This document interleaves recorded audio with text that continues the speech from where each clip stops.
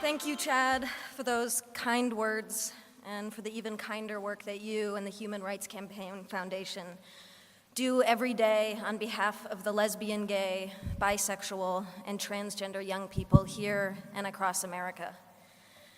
It is such an honor to be here at the inaugural Time to Thrive conference, but it's a little weird too. Here I am in this room because of an organization whose work that I deeply, deeply admire. And I'm surrounded by people who make it their life's work to make other people's lives better, profoundly better. Some of you teach young people. Some of you help young people heal and to find their voice. Some of you listen. Some of you take action. Some of you are young people yourselves, in which case it's even weirder for a person like me to be speaking to you.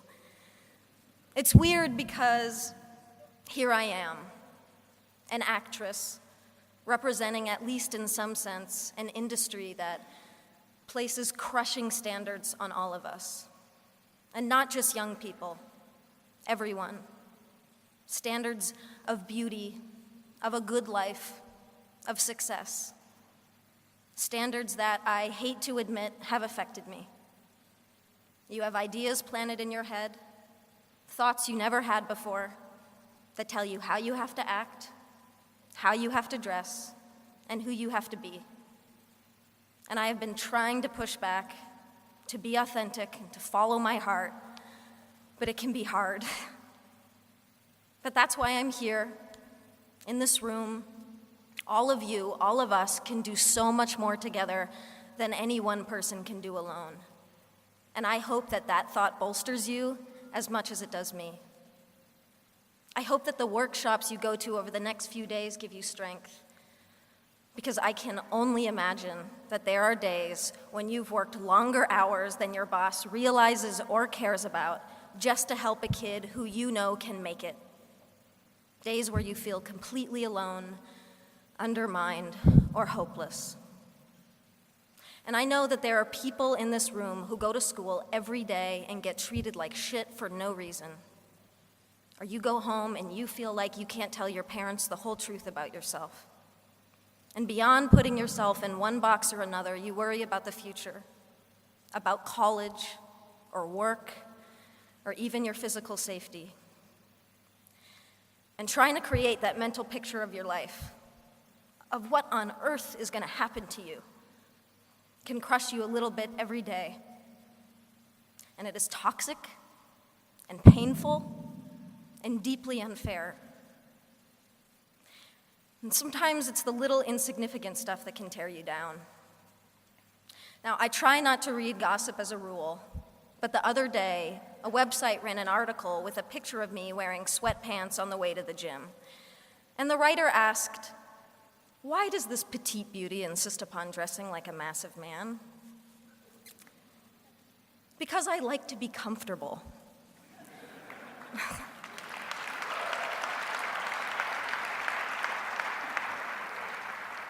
There are pervasive stereotypes about masculinity and femininity that define how we're all supposed to act, dress, and speak, and they serve no one.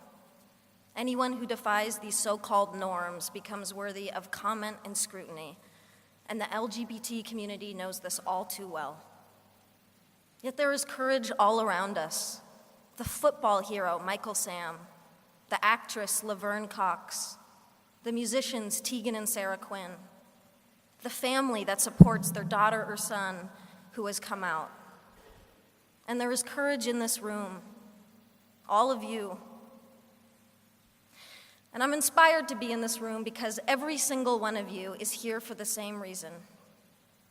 You're here because you've adopted as a core motivation the simple fact that this world would be a whole lot better if we just made an effort to be less horrible to one another.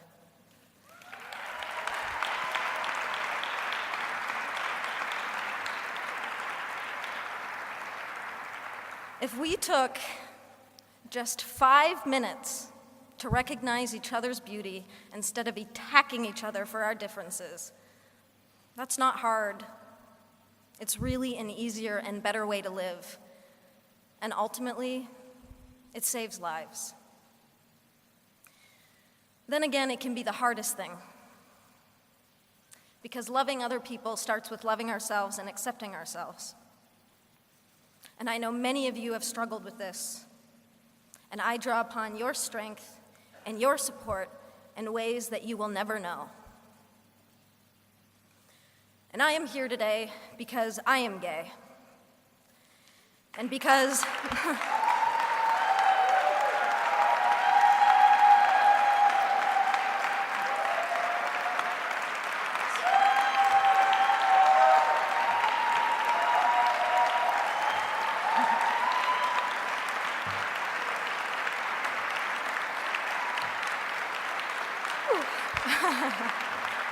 thank you.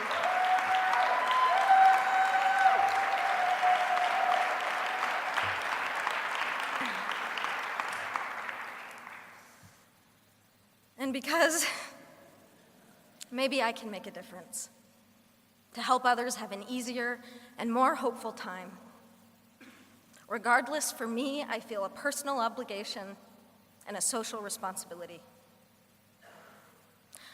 I also do it selfishly because I'm tired of hiding and I'm tired of lying by omission.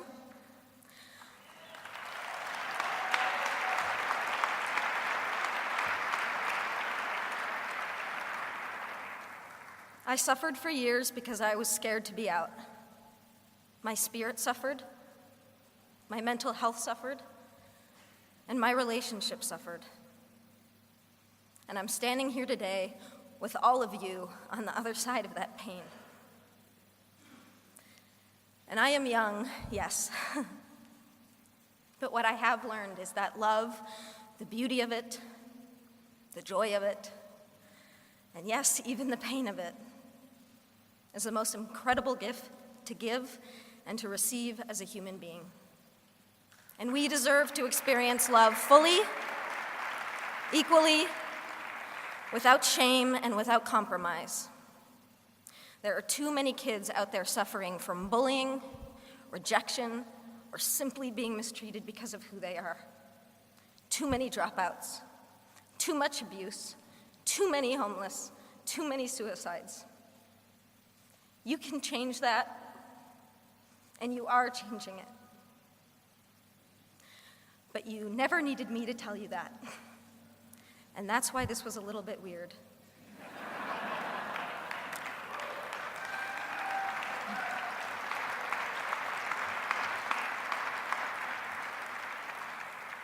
The only thing that I can really say is what I'm building up to, is what I have been building up to for the past 5 minutes. Thank you. Thank you for inspiring me. Thank you for giving me hope. And please keep changing the world for people like me. Happy Valentine's Day. I love you.